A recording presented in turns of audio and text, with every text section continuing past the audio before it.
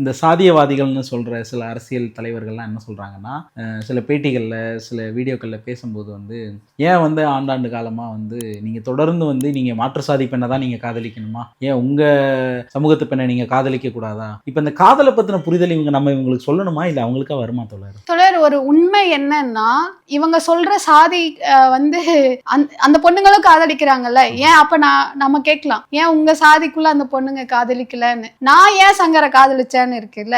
ஏன்னா எங்க சாதியில யாருமே ஈக்குவலா நடத்த மாட்டாங்க. யாருமே ஒரு பொண்ணை வந்து எப்படி மதிக்கிறதுன்னு அவங்களுக்கு தெரியாது. அவங்கள வந்து ஒரு வேலைக்காரியாவும், அவங்க வந்து இவங்க சொல்றத செய்யற ஒரு மனுஷியாவும் சத்தமா பேச முடியாது, நடக்க முடியாது, தான் விருப்பப்பட்டதை செய்ய முடியாது.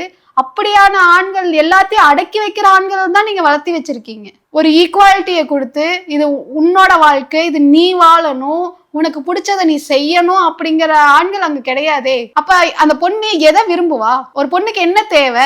சுதந்திரம் தேவை, தன்னோட வாழ்க்கையில தனக்கு தேவையான செஞ்சுக்கிறது முயற்சி பண்றது தேவை, தன்னோட கால்ல நிக்கணும் ஒரு பெண்ணு, அதுக்கு துணையாதான் நிக்கணும் ஆண்கள். ஆனாங்க நீங்க வேலைக்கே அனுப்ப மாட்டீங்க, வெறும் வீட்டு வேலை தான் செய்யணும். அப்ப எதை தேர்ந்தெடுப்பா? சமமா நடத்துற ஒரு ஆணை தான் தேர்ந்தெடுப்பாங்க. சமமான ஒரு ஆணை தான் தேர்ந்தெடுக்க முடியும். அப்ப அந்த பெண்கள் இங்க அப்படி ஆண்கள் வந்து எங்க கிடைக்கிறாங்க? அவங்க எங்க பாக்குறாங்க?